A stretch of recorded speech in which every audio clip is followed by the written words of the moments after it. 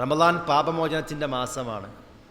റമദാനുമായി ബന്ധപ്പെട്ട് പറഞ്ഞ 3 ഹദീസുകൾ: മൻ സാമ റമദാന ഈമാനൻ വഹ്തിസാബ ഗുഫിറ ലഹു മാ തഖദ്ദമ മിൻ ദംബിഹി. ആരെങ്കിലും റമദാനിൽ വിശ്വാസത്തോടുകൂടിയും പ്രതിഫലേച്ഛയോടുകൂടിയും നോമ്പനുഷ്ഠിച്ചാൽ അവൻ്റെ കഴിഞ്ഞുപോയ പാപങ്ങൾ പൊറുക്കപ്പെട്ടു.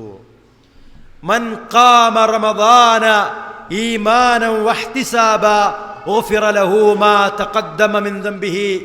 ആരെങ്കിലും റമദാനിൽ വിശ്വാസത്തോടുകൂടിയും പ്രതിഫലം ആഗ്രഹിച്ചുകൊണ്ടും രാത്രി നമസ്കാരം നിർവഹിച്ചാൽ അവൻ്റെ കഴിഞ്ഞുപോയ പാപങ്ങൾ പൊറുക്കപ്പെട്ടു. മൻ ഖാമ ലൈലത്തുൽ ഖദ്ർ ഈമാനൻ വഹ്തിസാബ ഗുഫിറ ലഹു മാ തഖദ്ദമ മിൻ ദംബിഹി.